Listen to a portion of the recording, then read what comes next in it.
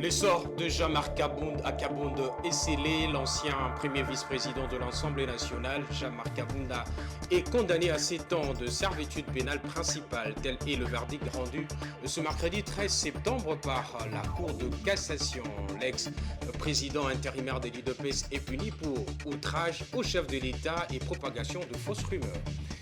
Et puis, l'Union africaine va lancer une agence de notation financière en 2024. Cette initiative viendra répondre aux préoccupations de pays du continent africain face aux évaluations parfois arbitraires de grandes agences internationales.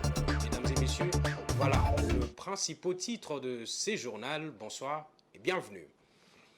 Ouvrons cette édition avec le verdict du procès Jean-Marc Kabunda qui a été rendu ce mercredi 13 septembre 2023 à la Cour de cassation. Arrêté depuis le mois d'août de l'année 2022, l'ancien premier vice-président de l'Assemblée nationale est condamné à 7 ans de servitude pénale principale pour tous les griefs mis à sa charge. Pour rappel, lors de plaidoirie, le ministère public avait requis 3 ans de servitude pénale contre cet ancien bras droit du chef de l'État Félix Tshisekedi. Patience Lukeke. Après avoir passé plus d'une année en détention à la prison centrale de Makala, la Cour de cassation a retenu 7 ans de servitude pénale principale dans l'affaire opposant les députés nationaux et président du parti Alliance pour le changement, Jean-Marc Kabunda, au ministère public. Selon son avocat, ces nombres d'années sont consécutives aux infractions mises à sa charge. Un arrêt considéré comme injuste par le secrétaire général de son parti politique. Ces derniers déplorent le fait que la justice congolaise est foulée aux pieds. Et aujourd'hui encore, la justice congolaise a été foulée aux pieds, puisque l'honorable Jean-Marc Kabunda, de par son statut d'opposant et de député national, il a exprimé ses opinions publiques dont il a été reproché. Et malheureusement, la justice congolaise a tranché, mais de la manière la plus pire, en cumulant les peines jusqu'à aller à lui condamner à 84 mois de prison, de servitude pénale principale, ce qui n'est pas normal. Donc nous dénonçons encore cette attitude et cette inféodation de la justice congolaise. De l'autre côté, les militants de l'Alliance pour le changement, parti cher à Jean-Marc Kabunda, présents à l'audience, ont exprimé leur mécontentement quant à l'arrêt de la Cour. Nous, on attendait qu'avec ces rapports, aujourd'hui, nous allons voir notre président pour entrer avec ça à la maison. Mais aujourd'hui, il est condamné. Pendant 7 ans, qu'est-ce qu'il a fait? Jean-Marc Kabunda, il n'est qu'un député national, élu de Moamba, parlementaire.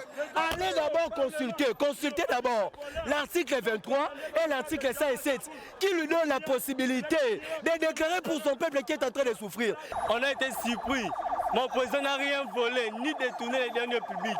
Mais aujourd'hui, le président Kabunda a été condamné en 7 ans. On ne va pas accepter cela. Donc on dit Pour rappel, l'opposant congolais Jean-Marc Kabunda a été arrêté en 2022 lors d'une conférence de presse à l'occasion de la sortie officielle de son parti politique pour le mot dur prononcé à l'endroit du chef de l'État et des institutions du pays. Parmi les griefs mis à sa charge, il y a notamment outrage envers les institutions du pays, le Parlement, le gouvernement ainsi que l'offense au chef de l'État. Parlons toujours justice, la chaîne de solidarité déclenchée après l'arrestation du journaliste Stanis Boujakera est loin de voir son épilogue. C'est mercredi 13 septembre 2023, c'est le tour du rassemblement de journalistes pour l'émergence du Congo de monter au créneau. Cette structure professionnelle dénonce cette arrestation. Elle donne un ultimatum de 72 heures pour que l'un de leurs soit libéré et faute de quoi elle promet des actions de grande envergure. Fiston Léco. Arrestation du journaliste Stanis Boujakera par les services de l'État congolais, les professionnels des médias ont fait un choix, celui de ne pas se taire. Comme d'autres organisations professionnelles, le rassemblement des journalistes pour l'émergence du Congo dit non à cette incarcération du journaliste Boujakera qu'il qualifie d'oppression contre la presse et demande sa libération sans condition. Contre cette oppression de la liberté de la presse que nous dénonçons, nous tenons à rappeler l'un des principes fondateurs de notre métier. Le journaliste ne dévoile pas sa source et le contraire, et les contraindre à le faire est une entorse à la liberté de la presse. Le RAJEC exige la libération sans condition du journaliste Stani Boujakera qui n'a violé aucune disposition déontologique ni légale.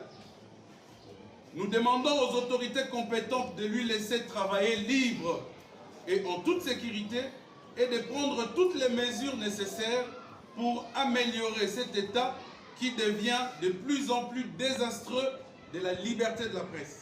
Les journalistes congolais réunis au sein du RAJEC donnent un ultimatum de 3 jours que Stani Boujakera soit mis en liberté. Faute de quoi, il promet des manifestations de grande envergure. Ce journaliste du média en ligne actualité.cd, correspondant de Jeune Afrique, est arrêté pour un article concernant un rapport de l'ANR qui retrace l'assassinat de Chéribin Okende, mettant en cause les renseignements militaires.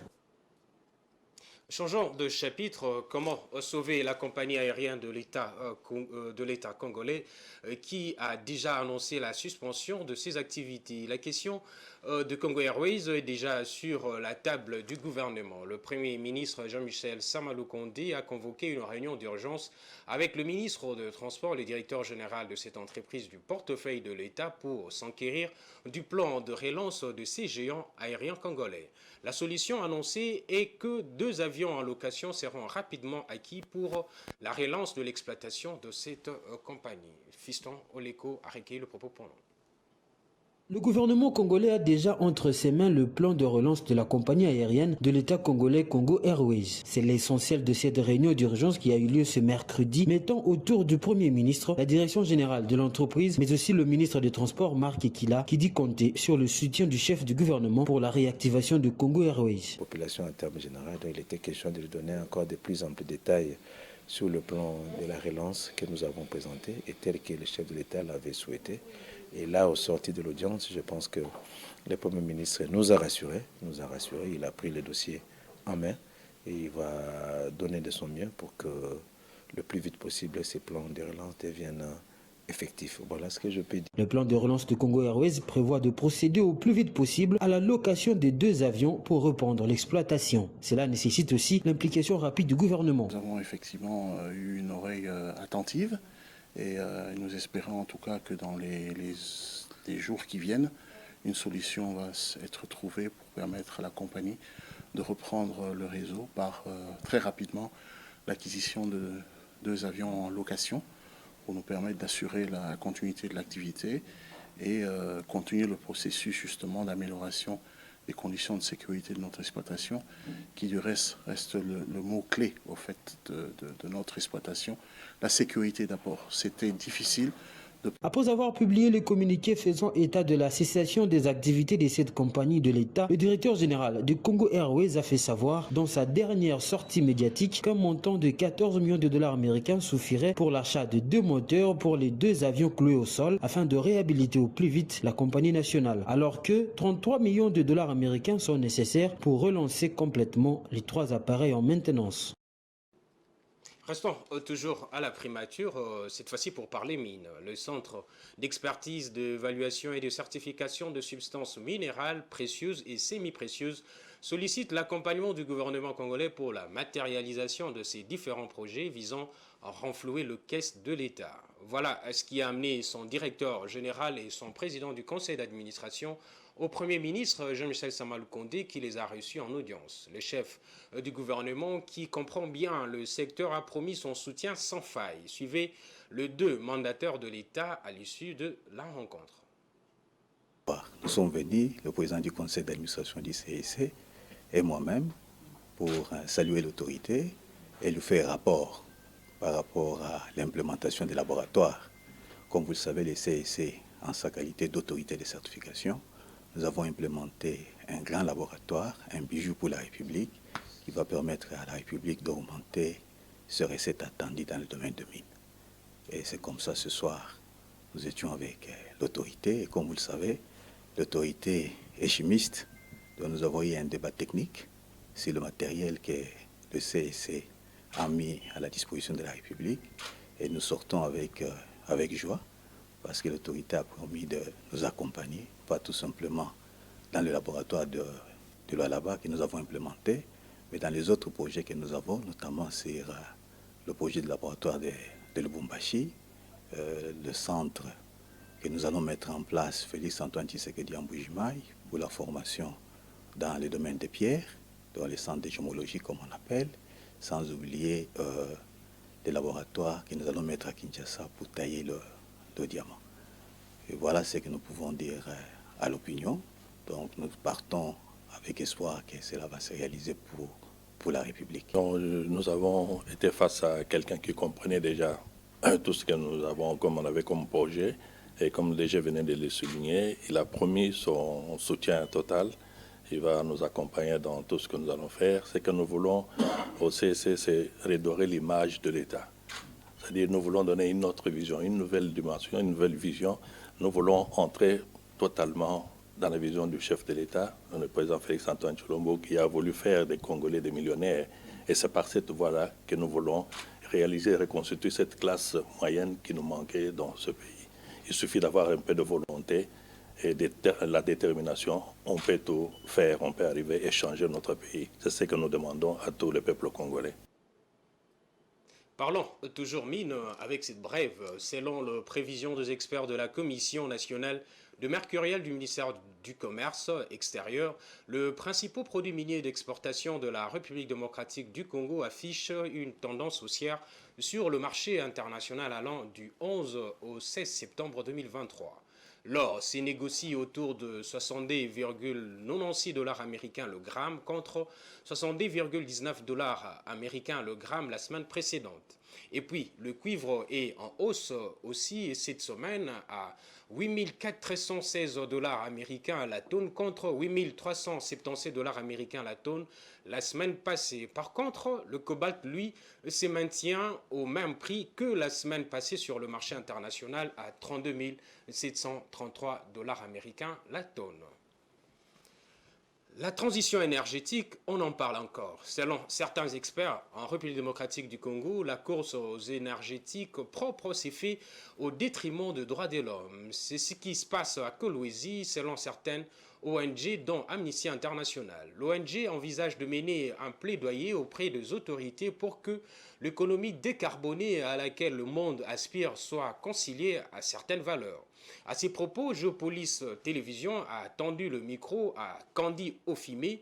Cette experte de questions climatiques estime que le Congo doit faire un effort pour assumer totalement son statut de pays solution. Candy Ofimé a été interrogé par Patrick Ilunga et Jusqu'à Ntamba. Je pense qu'en effet, les intérêts économiques de ce secteur sont certains et évidents. Mais il est important de rappeler que la RDC a aussi ratifié des traités internationaux qui l'obligent à respecter les droits humains dans tous les domaines, y compris sur le plan de son secteur minier et de l'exploitation de ses ressources. Je dirais aussi que finalement c'est des promesses de l'État congolais vis-à-vis desquelles on tient le gouvernement responsable.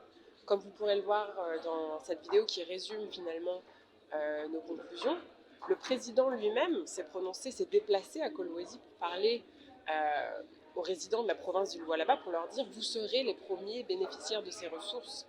Donc finalement on tient le gouvernement congolais responsable vis-à-vis d'un standard qu'il lui-même a défini. Je dirais aussi que ce qui nous importe, c'est le respect non seulement du droit international, mais du droit interne. Que le code minier a des dispositions qui sont protectrices des droits humains, que le gouvernement a adopté et révisé en 2018, et que finalement, tout ce qu'on demande, c'est que ces dispositions soient mises en œuvre. Et donc je pense que c'est important qu'on garde à l'esprit le fait que le gouvernement n'est pas un double discours, et finalement aligne théorie et pratique. Et comme on l'évoquait par le passé, de la même façon, la RDC se positionne comme un pays solution à la crise climatique, de par ses ressources comme ses tourbières, la forêt tropicale et ses minerais de transition qui sont essentiels de façon à ce que l'économie mondiale réduise sa dépendance aux énergies fossiles. Et donc se positionner vis-à-vis de la communauté internationale comme un pays qui pourrait véritablement être un leader dans ce domaine doit se traduire par des pratiques qui soient respectueuses des droits humains. Donc je pense qu'il y a un intérêt économique, mais il y a d'autres intérêts, des intérêts qui sont politiques, des intérêts qui sont liés à la réputation, sur le plan du rayonnement international de la RDC, qui sont importants.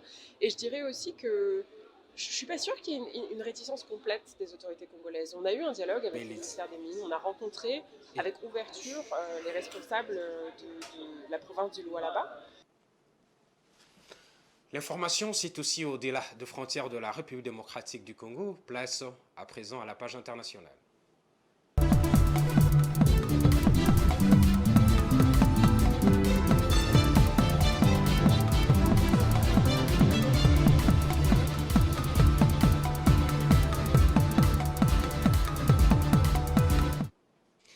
Malgré les nombreuses initiatives des autorités, la production pétrolière du Nigeria est restée instable ces derniers mois.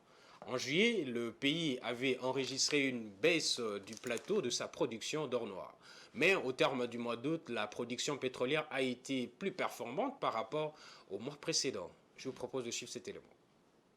Pétrolière du Nigeria affiche une hausse à l'issue du mois d'août. Selon ces chiffres, le Nigeria a produit environ 1,4 milliard de barils par jour de pétrole brut sur cette période, ce qui dépasse ainsi la production d'environ 1,3 million de barils par jour réalisée à l'issue du mois de juillet. Cette augmentation est attribuée aux mesures initiées par la nouvelle administration fédérale, notamment en matière fiscale. À noter que, contrairement au mois de juillet, l'augmentation globale des activités sur les principaux terminaux pétroliers du pays, notamment ceux de Boni, Kwaïboye et Escravos, a aussi contribué à cette embellie. Le dernier rapport de l'OPEP sur la situation du marché pétrolier global, publié le 10 août 2023, montrait que le plateau de la production pétrolière du Nigeria avait baissé au terme du mois de juillet par rapport au mois précédent. Ainsi, durant le mois, le pays avait extrait de son sous-sol 1,29 million de barils par jour de brut, soit 14,4% de moins par rapport à la production moyenne réalisée en juin.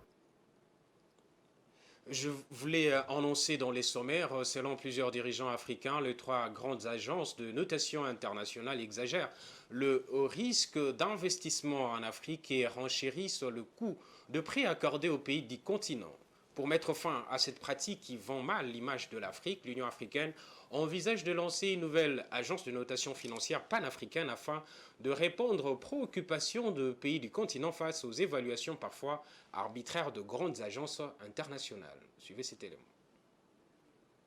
En 2024 que l'Union africaine va lancer son agence de notation financière. Une agence qui élaborera sa propre évaluation de risques liés aux prêts accordés aux pays africains et sera basée sur les continents. Selon les experts sur les agences de notation financière auprès de l'Union africaine, cette structure ajoutera un contexte aux informations que les investisseurs prennent en considération lorsqu'ils décident d'acheter des obligations ou d'accorder des prêts. Le secteur privé est déjà très intéressé par la mise en œuvre de cette initiative. Par ailleurs, l'Union africaine et les dirigeants de plusieurs pays africains comme le Ghana, le Sénégal et la Zambie ont estimé à plusieurs reprises que les trois grandes agences de notation, Moody's, Fitch et S&P Global Ratings, ne valuent pas équitablement le risque de crédit de pays africains et qu'elles sont plus promptes à les rétrograder lors de crises telles que la pandémie de Covid-19. Des études ont montré qu'au moins 20% de critères de notation de pays africains relèvent de facteurs plutôt subjectifs d'ordre culturel ou linguistique, sans lien avec le paramètre qui jauge la stabilité d'une économie. Cela enrichit le coût du crédit accordé aux pays africains. Pour l'Union africaine, l'objectif n'est pas de remplacer les trois grandes agences, car le pays africain ont encore besoin d'eux pour soutenir l'accès aux marchés de capitaux internationaux. L'objectif est aussi d'élargir la diversité des opinions. Une autre façon de vous informer, c'est aussi à travers les différents journaux qui ont paru ce mercredi 13 septembre 2023 et d'autres médias en ligne. Place à la revue de presse.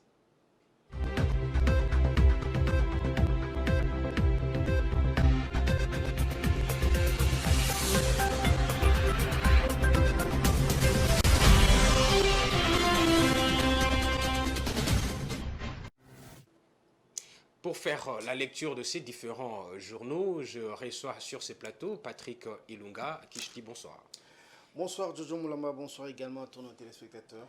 Vous avez lu quelques journaux pour nous, qui a été le téléspectateur Jean-Marc Kabound, condamné à 7 ans de prison de servitude pénale. Oui, c'est à lire notamment sur Digital Congo. Le verdict est tombé ce mercredi, écrit le journal. ce mercredi, donc 13 septembre, à la Cour de cassation. Cette juridiction a prononcé une peine de 84 mois, soit 7 ans de servitude pénale contre l'ancien premier vice-président de l'Assemblée nationale. Et Jean-Marc Kabound est reconnu coupable de 12 chefs d'accusation, renchérie Radio Okapi, notamment outrage envers les institutions dont le Parlement, le gouvernement et offense au chef de l'État. Ces charges émanent d'une déclaration faite lors d'une conférence de presse qu'il avait tenue en juillet 2022. Et puis, un autre sujet, plus de 40 000 nouveaux jeunes enrôlés dans l'armée. Oui, c'est le porte-parole de FRDC, le général-major Sylvain Ekenge, qui fait cette révélation. Selon lui, ces jeunes ont tous été recrutés sur base d'un critérium rigoureux préalablement défini et poursuivent leur cursus d'instruction dans les différents centres d'instruction et d'entraînement de la RDC. Il y en a parmi ces recrues donc qui sont déjà au stade de formation très avancé et toutes ces formations se déroulent dans les centres d'instruction et d'entraînement de la RDC, tout ça dans des bonnes conditions, écrit politico.cd. Et bientôt, ce sera le tour de la force aérienne et de la force navale de recruter à leur tour, a déclaré le général-major Sylvain Ekenge, cité par le site politico.cd. Oui, on va parler aussi infrastructure. Le Bureau central de coordination, BCECO, remporte le maillot jaune dans l'exécution de travaux des 145 territoires. C'est Géopolis qui a titré et qui estime que le BCECO a remporté le maillot jaune de l'exécution du projet PDL 145 territoires.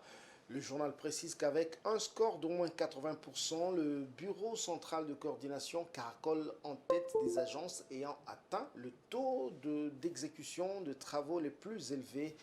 Le BCECO va bientôt livrer au gouvernement le bâtiment de l'hôpital général de référence de Kinshasa, nouvellement construit sur le ruine de l'hôpital Mamaemo, dont il avait la charge de diriger les travaux depuis octobre 2021, écrit Géopolis. Encore un autre événement semblable à celui de ce qui vient de se passer au Maroc, c'est le tremblement de terre. Donc la ville de Kindu a été secouée par un tremblement de terre. Avec moins de dégâts, bien sûr, c'est à lire dans actualité.cd, actualité.cd qui informe qu'un tremblement de terre a secoué la ville de Kindu. Selon le site d'information, ce tremblement d'une magnitude de 4,6 a été ressenti dans plusieurs quartiers de la ville de Kindu. C'est au Maniema, bien sûr, mais qui n'a pas fait de victimes ni des dégâts importants. Selon les données du site sismique, dit le site actualité.cd, l'épicentre du séisme était à environ 192 km au nord-ouest de Kindu, à une profondeur de 10 km. Patrick Ilunga, merci pour cette revue de presse. C'est moi qui vous remercie, Jojo Moulamba. D'accord.